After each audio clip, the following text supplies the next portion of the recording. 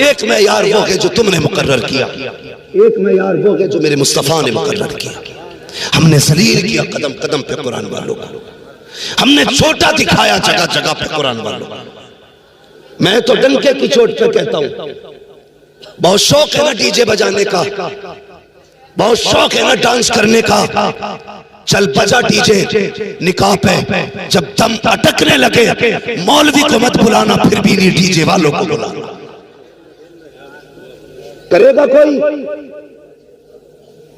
DJ तो DJ, मोहल्ले भर में कव्वाली बज जाए तो खैरियत नहीं कि मेरा अब्बा मर रहा है और तुम्हें गैरत नहीं आ रही, मेरे अब्बा की सांसें अटक रही हैं, तुम्हारी समझ में नहीं आ रही है, तुम बड़ी जमा के गाने बजा रहे हो, तुम कव्वालियां बजा रहे हो। ये हालात है। अगर तुम मैयत पे डीजे नहीं बजा सकते तो तुम्हें निकाह पे डीजे बजाने का हक किसने दिया? बताओ मुझे। मौत के वक्त अगर साउंड तेज हो तो तेरे बाप को तकलीफ होती है, शादी पे अगर गानों की आवाज आए तो रसूल पाक को तकलीफ होती है। क्यों नहीं सोचते, क्यों नहीं बदलते अपने आप को? हमने सिर्फ इस कौम को तीजा पढ़ने वाली कौम समझा, हमने इस कौम को सिर्फ चने पढ़ने वाली कौम समझा। नहीं, ये चने पढ़ने वाली कौम नहीं है, ये उम्मत को मुस्तफा तक ले जाने वाली कौम है, ये गुलामों को हुजूर तक पहुंचाने वाली कौम है। इसकी इज्जत किया करो, इसकी कदर किया करो। अगर तुम्हारे घर में अपना बेटा हाफिज कुरान है तो उसे सिर्फ बेटा ना समझना, बल्कि उसे हुजूर के दीन का वारिस भी समझना है। भले ही अपना बेटा समझ के इज्जत ना करो, मगर कुरान का हाफिज समझ करके उसका एहतराम करना है। करेंगे इंशाअल्लाह? बोलो जोर से, और जोर से इंशाअल्लाह। ये सारे बच्चे गांव के या बाहर के भी? माशाअल्लाह, बहुत कम ऐसे जलसे मिलते हैं जहां पे फारिग होने वालों में बस्ती के बच्चे फारिग होते हैं। ज्यादातर चराग तरह अंधेरा ही दिखाई देता है। हम कहते हैं जी हमसे पैसे ले लो, बच्चे ना लो पढ़ाने के लिए। बच्चे पढ़ाएंगे इंग्लिश मीडियम में, कुरान नहीं, कुत्ता बिल्ली पढ़ाना है। मैं इनकार नहीं करता, हमारी कौम का जवान हिंदी इंग्लिश पढ़े, आगे बढ़े, आईएएस बने, आईपीएस बने, एमबीबीएस बने, फख्र होता हमें। लेकिन उससे पहले हुजूर के कुरान का कारी बनना चाहिए। उससे पहले कुरान का कारी बनाओ, हुजूर का आशिक बनाओ, जरूरियात दीन की कुछ बातें उसको सिखा दो, ताकि आपका बेटा अपने ईमान की हिफाजत कर सके। वरना जितने भी बड़ी बड़ी डिग्री वाले हो जाते हैं लोग, वो कहते हैं नहीं जी सब एक ही है, ईश्वर भगवान अल्लाह, मंजिल सबकी एक है, तरीके अलग अलग, ये कह के लोगों को गुमराह किया जाता है। नहीं, अगर सीने में ईमान होगा, इश्क मुस्तफा होगा, तो रब की बात ऐसे नहीं करेगा, बल्कि वो ऐसे करेगा जैसे बरेली के इमाम अहमद रजा ने की। वो कहेगा वही रब है जिसने तुझको हम तन करम बनाया, हमें भीख मांगने को तेरा आसरा बताया, तुझे हमद है खुदाया, तुझे हमद है खुदाया। इसलिए जरूरी है अपने बच्चों को डॉक्टर, मास्टर, इंजीनियर बनाने से पहले कुरान पढ़ा लिया जाए। वरना कई बार लोग कहते हैं बड़ी अच्छी जिंदगी जी लिया मैं, क्या हुआ? अल्लाह ने 5 बेटे दिए थे तो 5 मैंने बिजनेसमैन बना दिए, 3 प्लॉट छोड़े हैं, 4 मकान छोड़े हैं, बेटे सब अपने अपने पैरों पे खड़े हैं। ये कोई कामयाब जिंदगी है? कामयाब जिंदगी वो नहीं जिया जिसने अपने पीछे बिल्डिंग मकान छोड़े हैं। कामयाब जिंदगी वो जिया है जिसने अपने पीछे कुरान पढ़ने वाले छोड़े। मरने के बाद क्या चाहिए? बिरयानी बताओ, रसगुल्ले, एयर कंडीशन रूम, लग्जरी गाड़ियां? नहीं ना, सिर्फ एक ही चीज चाहिए और वो है रब की रजा। यही चाहिए ना मरने के बाद? तो ये कब मिलेगी? जब हम अपने बेटों को कुरान दे करके जाएंगे, अपने बेटों को दीन से जोड़ करके जाएंगे। जब हम कब्र में लेटे होंगे, ये भी बड़ा मसला हजरत, ये भी बड़ा मसला। मरे कोई भी नमाज पढ़ाने के लिए मुफ्ती साहब को ही बुलाया जाए, अच्छी बात है, पढ़वाओ। लेकिन वजह यह भी है, हमने ये सोच रखा है दुनिया के हक खा जाओ, मुफ्ती साहब से नमाज पढ़वा लेंगे, काम चल जाएगा। गले घोट दो गरीबों के, इन्हें बुलाएंगे, काम चल जाएगा। याद रखना प्यारे, किसी का हक खा के मरेगा, अल्लाह उस वक्त तक जन्नत नहीं देगा जब तक तुझसे उस मजलूम का पूरा हिसाब नहीं लेगा। मैं इस बात का इनकार नहीं करता कि नमाज जनाजा अच्छा आदमी ना पढ़ाए, पढ़वाओ अच्छे आदमी से, लेकिन इतना जरूर कर जा ताकि नमाजियों की सफ में तेरा कुरान पढ़ने वाला बेटा भी खड़ा हो। जानते हो हजरत, जानते हैं, मेरे ख्याल से कोरोना में एक दिन में सैकड़ों जनाजे हजरत ने पढ़ाए, 100 जनाजे एक दिन में हजरत ने पढ़ाए, जहां तक मुझे खबर हुई। हाँ, बहरहाल बताने वालों ने ज्यादा बताए, बहुत जनाजे पढ़ाए। लेकिन होता क्या था, आज भी होता है, जब मुसल्ले पे इमाम खड़ा होना, मुसल्ले पे इमाम खड़ा हो, वो पूछते नमाज पढ़ाई जाए, वो बीचा सफ में वो देख के कहता, तो आवाज पेड़ के नीचे से आ रही है, पढ़ाओ जी पढ़ाओ। हाँ? पूछा सफ में जाता, पढ़ाई जाए, कहता पढ़ाओ। इमाम साहब कहते हैं बेटा किधर है इसका? कहा यही तो बेटा है, नमाज में नहीं आया। कहता जी कपड़े ठीक नहीं है। उससे भी बड़ा कम नसीब कोई बेटा होगा जो बाप के जनाजे की नमाज में शामिल ना हो सके। सोचो तो सही, उससे बड़ा कम नसीब कौन होगा जो बाप की नमाज से जनाजा ना पढ़ सका। क्या करोगे सिर्फ दौलत दे करके? ये तुम्हारे जनाजे तक में शामिल नहीं होंगे।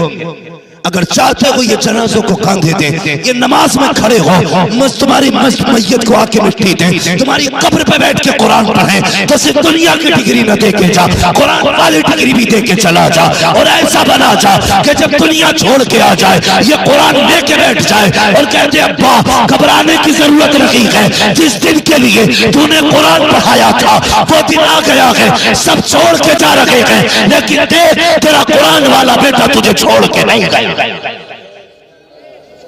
इसलिए मैं कहता हूं कामयाब जिंदगी वो नहीं जिया जिसने बिल्डिंगें बनाई है, कामयाब जिंदगी वो जिया है जिसने अपने पीछे कुरान वाले छोड़े।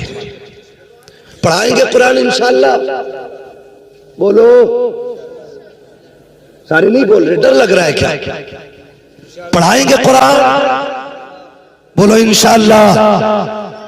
हाँ, और एक फायदा और बता दूं, कुछ जगहों पे कुरान पढ़ने वालों को तीजों में डबल हिस्सा भी मिला है। पढ़ाओगे कुरान है, कई बार तो कुरान डबल चक्कर में ना पारे लेके बैठ जा रहा और ऐसी उंगली चलाए जा रहा, 2 मुट्ठी मिलेंगे, 1.25 क्विंटल चने हो गए और कब्र में लट बराबर चल लिया। जबकि इतनी बड़ी फजीलत है कलमा शरीफ की, सही तरीके से तादाद मुकम्मल हो जाए, अल्लाह अपने करम से बख्श देता है। लेकिन चने भी ना पड़े जा रहे, वो भी वह रहा। होता क्या है ये भी सुने, जिन्हें कलमा दुरुस्त आता है वो कुरान लेके बैठ जाते हैं, और सही है कलमा ही उनका दुरुस्त होता है जिनको कुरान भी आता है। वरना ऐसा कलमा पढ़ रहा है, दे पटक कर रहा है, हाँ, बजाय सवाब के गुनाह हो रहा है उसमें, तो सारे चनों में बैठ गए जाके। जिन्हें पारे आते थे वो कुरान लेके बैठ गए। मैं नहीं कहता कुरान में सवाब नहीं है, बहुत बड़ा सवाब है, लेकिन जब हमें कलमे की तादाद पूरी करनी है तो आज तो सारे लोग बैठ के कलमा पूरा कर लो, चनों में बैठ जाओ पढ़ने वाले भी सही, ताकि सही तरीके से कलमा मुकम्मल हो जाए, कलमे की तादाद पूरी हो जाए। लेकिन नहीं, अगर चने डबल देते हो तो सिंगल ही दिया करो, ताकि लोग लालच में उधर ना जाए। अक्सर हम देखते हैं कि बहुत कम तादाद ऐसी है जिन्हें सही तरीके से कुरान पढ़ना आता है। और मस्जिद से निकलेगा जिसे सुबहाना भी सही से याद नहीं है, वो फट से फतवा ठोक रहा इमाम पे। हाँ कि इनके पीछे नमाज ना हो रही जी, इनके पीछे ऐसा नहीं हो रहा, वैसा नहीं हो रहा, ये ना किया करो। जो पढ़ी अगर उसे बचाना है अपने गिरबान में झांका करो। जितने धुन से दूसरे के ऐप देखते हो उतने धुन से अपने ऐप देखा करो। जितनी कोशिश दूसरे की सलाह में करते हो अपनी सलाह में कोशिश किया करो। अगर ये अमल बना लिया कसम खुदा की मदीने वाला भी राजी हो जाएगा, काबे वाला भी। दूसरे से ज्यादा अपनी सलाह की कोशिश करें। बच्चों को कुरान पढ़ाएं, दीन सिखाएं और बच्चों को मदरसों में दाखिल करें और साथ में दुनियावी तालीम भी दें। यह हक है हमारा, जरूरत है इस दौर की दुनियावी तालीम देना भी, लेकिन साथ में दीनी तालीम बहुत जरूरी है। इसलिए बच्चों को पढ़ाइए, इदारों का ताउन कीजिए। एक बात और कह जाऊं ताउन के हवाले से, बहुत गौर से मेरी बात सुने। हमारे यहाँ इंतकाल होता ना तो सबसे पहला काम होता है कुरान की पेटी लाई जाती है। सबसे पहले कुरान की पेटी लाई जाती है, उस पर लिख दिया जाता बराए ईसाल सवाब फला मरहूम, ला के मस्जिद में रख दी। कहीं कहीं तो इतनी पेटी हो गई कि मुसल्ले तक आ गई।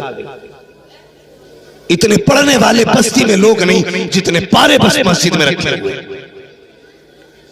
और बेटा भी पेटी देख के बरी हो गया, पेटी दे दी बस हो गया काम। नहीं, आपने कुरान दिया मस्जिद में, वहां तो पहले से इतने पारे थे कि रखे रखे कीमत खा रही थी। उनकी हिफाजत करने वाला कोई नहीं, गर्द चढ़ गई रखे रखे पारों पर। अगर अल्लाह तौफीक दे बाप का इंतकाल हो, मैं इस मदरसे को देख के हैरत कर रहा हूं, खस्ता हाली देख रहा हूं, इसका कलर भी देख रहा हूं। हाँ, अपनी बिल्डिंगों के कलर देखो, फिर मदरसे का कलर देखो। मेरे घर का एक बल्ब फ्यूज हो जाए 12 घंटे बर्दाश्त नहीं होता है। अगले दिन सामने मिस्त्री खड़ा होगा, पानी छोड़ जाए नल, दरवाजे पे मिस्त्री खड़ा होगा। एक कुंजी टूट जाए तो खड़ा होगा बड़ाई दरवाजे पे। एक चीज बिल्कुल खराब हो जाए फौरन मिस्त्री आ जाता है। लेकिन ये इदारे हैं, दरवाजे उखड़ गए, महीने बीत गए, कोई देखने वाला नहीं है। बल्ब फ्यूज हो गया, बरसों बीत गए, कोई लगाने वाला नहीं है। और तुझसे किसने कह दिया खाली पेटी देने से तेरे बाप को जन्नत मिल जाएगी? अगर बाप को जन्नत दिलाना चाहता है आ पेटी ना ला, इन मदरसों में आ जा के बता तो सही। मौलवी किसी कुरान पढ़ने वाले के पास अगर कपड़े पुराने हैं मेरे बाप के नाम से उसे कपड़े दे दिए जाए। अगर कहीं पे पंखा नहीं है बाप के नाम से पंखा लगा दिया जाए। अगर मदरसे में फ्रिज नहीं है मेरी माँ के नाम से फ्रिज लगा दिया जाए। अगर मदरसे के अंदर कूलर नहीं है कुरान वालों के लिए कूलर लगा दिया जाए। दावे के साथ कहता हूँ जब तेरा दिया हुआ कूलर चलेगा उसकी ठंडी हवा आएगी, इधर हाफिज के सीने को हवा ठंडी करेगी, उधर अल्लाह कब्र में तेरे बाप की कब्र को ठंडा फरमाएगा।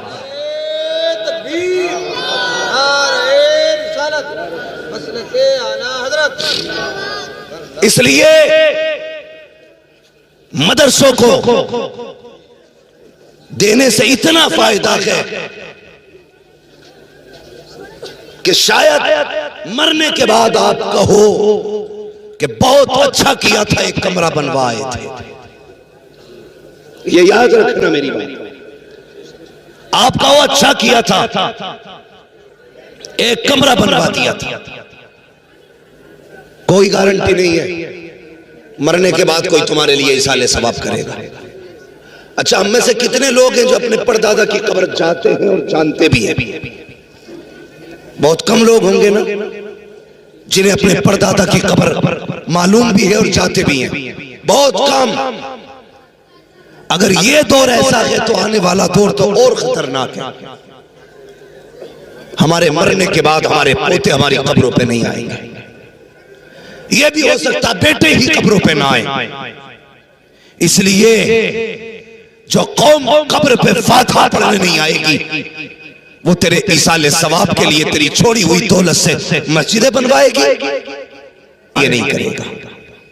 अगर चाहते हो कि कब्र में राहत की सांस आए, अपने जीते जी अपने हाथ से ये काम कर जाओ। अपने जीते जी मस्जिदों में ताउन कर दो, मस्जिद मदरसों में ताउन कर दो। जब तक इन मदरसों में रब का कुरान पढ़ाया जाता रहेगा तेरी कब्र में सवाब का सिलसिला जारी होता रहेगा। इसलिए मदरसों का ताउन करें, खास ख्याल रखें मदरसों का। और वो नौजवान जिन्हें ये शिकवा है मेरी कमाई में बरकत नहीं होती है, सिर्फ एक वजीफा बना लें, महीने में कुछ रुपए मुकर्रर कर लें और ये कहें हर महीने मुझे अपनी कमाई से इतने रुपए रसूलुल्लाह के घर में भेजने। फिर देखें अल्लाह कितनी बरकतें अता फरमाता है, अल्लाह कितनी रहमतें नाज़िल फरमाएगा। तेरे अकेले की कमाई से अल्लाह तेरे परिवार की परवरिश करेगा। लेकिन होटलों के लिए पैसा है, यारों की मीटिंग के लिए पैसा है, दोस्तों के साथ कॉफी शॉपिंग के लिए पैसा है, अगर नहीं है तो कुरान वालों के लिए कुछ नहीं है। ये तंगदस्ती भी है, तंग नजरी भी है। इसलिए मेरी गुजारिश है आप अपनी कमाई का कुछ हिस्सा मदरसों में भी लगाया करें। ये इदारा क्या नाम है मदरसे का? मदरसा जामिया कादरिया फैजुल इस्लाम। इसकी इमारत से नहीं लगता कि ये 5 हाफिज दे सकता है, लेकिन इसके फारिग बता रहे हैं मदरसे ने अपना हक अदा किया है, लेकिन कौम ने पूरा हक अदा नहीं किया। ये कड़वी सच्चाई है। अगर कौम ने पूरा हक अदा किया होता तो आज इसकी ये कंडीशन नहीं होती। ये भी तुम्हारे घर की तरह चमकता। हुजूर से इश्क करते हो, प्यार करते हो, आज अहद करके उठना कि हम अपने घर से ज्यादा रसूलुल्लाह के घर की खिदमत करेंगे इंशाअल्लाह। बोलो जरा इंशाअल्लाह। अगर नहीं बोल सकते हो तो कुछ पैसे वैसे लेके बोल जाओ। तो ये अहद करो हम अपनी कमाई कुरान के लिए लगाएंगे। यही कुरान क़यामत के दिन सिफारिश करेगा, यही कुरान क़यामत के दिन शफाअत करेगा। वो लोग जो कुरान वालों को खाने खिलाते हैं, वो लोग जो कुरान वालों को पानी पिलाते हैं, वो लोग जो कुरान वालों की खिदमत करते हैं, क़यामत के दिन वो देखेंगे अगर ये कुरान वाले जन्नत में गए, अकेले नहीं जाएंगे, आपका हाथ पकड़ के आपको जन्नत में लेके जाएंगे। इसलिए इनकी खिदमत करें, अल्लाह खुशी दे। पहले कुरान वालों को आगे रखा करे। ये अगर कुर्सियां कितनी भी वीआईपी लोगों के लिए लगे, इनकी कुर्सियां अलग होनी चाहिए। कोई बैठना भी चाहे तो रोक दो, क्या खबरदार यहां अभी मेरा मेहमान नहीं बैठेगा, पहले इस कुर्सी पे मदीने वाले का मेहमान बैठेगा।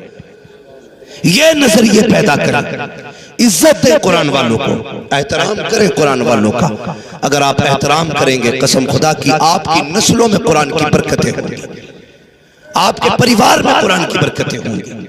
और मैंने ये तजर्बा किया है, जिस घर में एक हाफिज कुरान हो जाता है, अल्लाह उसके पूरे परिवार को फिर सलामतियां बख्श देता है, हिफाजत फरमाता। अगर बाप पहले दाढ़ी मुंडाता हो ना तो बेटा हाफिज हो जाए तो कहता नहीं यार अब नहीं मुंडानी है, अब मेरा बेटा हाफिज हो गया।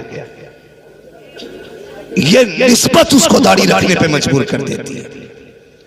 बाप कितनी बड़ा चोर क्यों ना हो, बेटा हाफिज हो जाए तो कहता अब नहीं चोरी करनी है, अब मेरा बेटा हाफिज हो गया। क्या है ये कुरान की बरकतें हैं। जिस घर में कुरान आ जाता है लोग ऑटोमेटिकली गुनाह से बचते हैं, भले नाम कुछ भी हो लेकिन बचा देता है कुरान। एक कुरान वाला लेके आओ, कसम खुदा की दुनिया भी बेहतर हो जाएगी, आखिरत भी बेहतर होना शुरू हो जाएगी। कोशिश करें एक बेटे को कुरान का कारी जरूर बनाना है, बनाएंगे इंशाअल्लाह। बोलो जोर से। अपने बच्चों को कुरान पढ़ाएंगे, IAS IPS बनाओ, अच्छी बात है, लेकिन उससे पहले कुरान भी बनाओ। भाई इनायत रसूल साहब, आप डॉक्टरी की लाइन में, मैं तो दुआ करता हूं कि आप जब भी कभी दवा दें पहले दुरूद पढ़ें फिर खुराक दें, ये आपका पेशा हो। वरना अक्सर आज तो पैसा पैदा करने के लिए पानी की सुइयां डॉक्टर लगा रहे। अगर डॉक्टर के साथ साथ बंदा दीनदार भी होगा तो जानते हो किसी के साथ धोखा नहीं करेगा।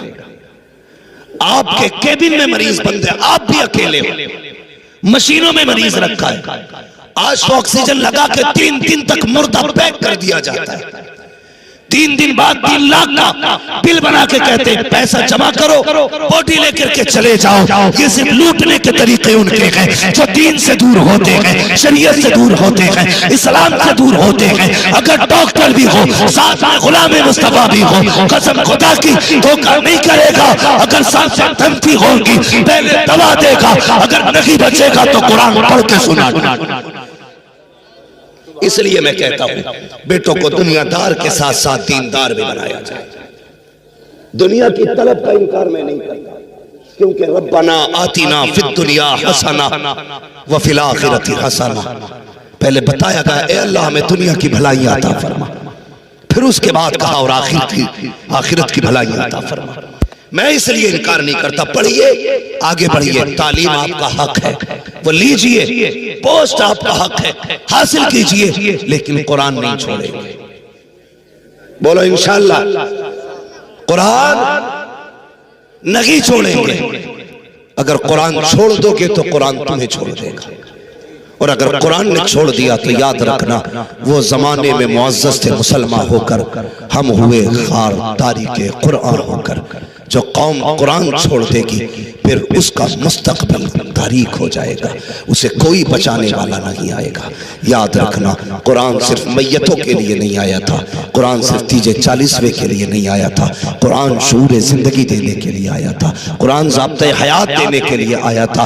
कुरान सिर्फ इसलिए नहीं पढ़ना है कोई मरेगा तो जनाजे पे पढ़ेंगे, बल्कि इसलिए कुरान पढ़ना है कि इसके जरिए अपनी जिंदगी भी रोशन करेंगे, अपनी आखिरत भी रोशन करेंगे। आज हम में कई ऐसे लोग भी होंगे जिन्होंने महीनों से कुरान नहीं पढ़ा, जिन्होंने साल भर से कुरान नहीं पढ़ा। दुनिया में आके अगर कुरान नहीं सीखा तो क्या सीखा? इसलिए जोर दे तालीम पे, कोशिश करें हम खुद भी कुरान पढ़ेंगे, अपने बच्चों को भी कुरान पढ़ाएंगे। फरमाया गया कुल हल यस्तविल लदीना यअलमूना वल्लदीना ला यअलमून, महबूबा फरमा दीजिए जानने वाले और ना जानने वाले बराबर नहीं हो सकती, है ही नहीं बराबर। इसलिए कि इल्म रोशनी होती है और जहालत तारीकी होती है, रात और दिन कभी इकट्ठा नहीं होते हैं, अंधेरा उजाला कभी एक नहीं हो सकता है। इसलिए याद रखिएगा जो आलिम का मकाम है वो गैर आलिम का नहीं है, जो शान आलिम की है वो गैर आलिम की नहीं है। अल्लाह क़यामत में हुक्म देगा फरिश्तों जाओ मेरे कुरान वालों को बुला के ले आओ। फरिश्ते कहेंगे या अल्लाह आदम से लेके आखिरी पैगंबर तक सबकी उम्मतें हैं, किसका पता चलेगा कुरान वाला कौन है? कोई बैच नहीं, बिल्ला नहीं, पट्टी नहीं, रेबिन नहीं, कोई ड्रेस नहीं, कैसे पहचानेंगे? रब फरमाएगा उनके मुंह सूंघना, जिनके मुंह से मुश्क की खुशबू आती होगी वही कुरान पढ़ने वाले। इसलिए कुरान पढ़ने के आदी बने, दीन से मोहब्बत करें, दीन के करीब हो जाएं, मदरसों के साथ कांधे से कांधा लगा के खड़े हो जाएं। अगर आपका ताउन मदरसे के लिए हुआ है, घमंड न करना, तकब्बुर न करना, खुदा का शुक्र अदा करना कि उसने तुम्हारा पैसा मदरसे के लिए कबूल कर लिया, तुम्हारा पैसा मदरसे के लिए कबूल किया है। इसलिए कि हर किसी का पैसा भी मदरसे के लिए कबूल नहीं होता है। मैं माजरत चाहता हूँ, मेरे गले में बहुत दर्द होने लगा। अब इंशाल्लाह कभी फिर आपकी फरमाइश पूरी करूंगा। हाँ, और मैं इनायत रसूल भाई से बात करूंगा इंशाल्लाह। आइंदा माइक अच्छा रहेगा, उम्मीद की जाती है, उम्मीद की जाए।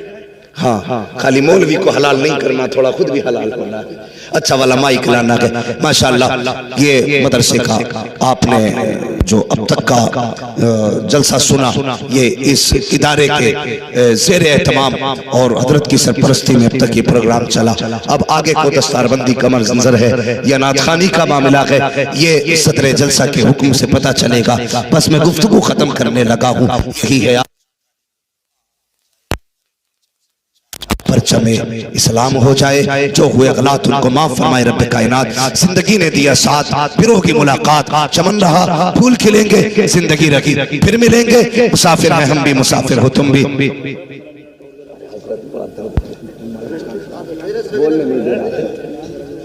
मालिक मौलाना है। हाँ, सारे लोग कलमा शरीफ पढ़ लीजिए, ला इलाहा इल्लल्लाहु मुहम्मदुर रसूलुल्लाह व मा अलैना इल्लल बलाग। अस्सलामु अलैकुम व रहमतुल्लाहि व बरकातहू।